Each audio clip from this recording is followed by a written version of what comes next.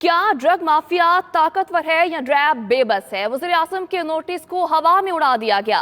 अद्वियात की कीमतों में कमी के लिए वज़ीर आज़म का अल्टीमेटम खत्म होने में 3 घंटे से भी कम वक्त रह चुका है। अद्वियात की कीमतें कम ना हुई। इमरान खान ने 72 घंटों में अद्वियात की कीमतें कम करने का हुक्म दिया था, लेकिन वज़ीर आज़म की हिदायत के बावजूद मरीज महंगे दामों अद्वियात खरीदने पर मजबूर हैं। आवाम फट पड़े हैं और अद्वियात की कीमतों में फौरी कमी का मुतालबा कर रहे हैं। आपको बताएं कि वज़ीर आज़म के नोटिस को हवा में उड़ा दिया गया है। शहरी इस तमाम तर सूरत हाल पर क्या कहते हैं, आइए सुनते हैं।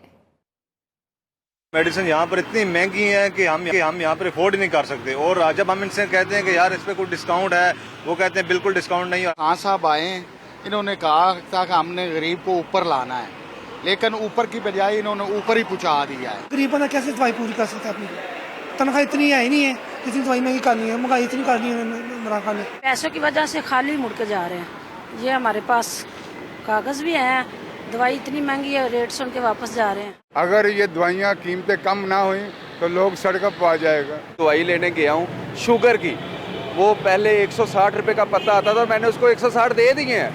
बाद में मेडिकल स्टोर वाला मुझे आवाज़ मार के कहता है ये 290 रुपए का है। गरीब आदमी के लिए इलाज करवाना बहुत मुश्किल हो चुका है, इसलिए इमरान खान को चाहिए, जो उसने वादा किया था कि 72 घंटों में अद्वियात की कीमत पुराने रेट पे आ जाएंगी, तो उनको चाहिए कि वो अपना वादा वफा करें। एक सिरप जो है ना वो बता रहे हैं ताकत का सिरप है 1000 रुपए का। अब गरीब बंदा कहाँ जाए? जो बंदा 500 रुपए या 300 रुपए एक दिन के कमा रहा है, वो 1000 का सिरप कहाँ से खरीदेगा? एक तो इंसान के लिए खाने की अशियाएं बहुत ज़्यादा महंगी हैं, फिर ज़िंदगी बचाने वाली अद्वियात इतनी महंगी है कि बंदा खरीदने से कासिर है।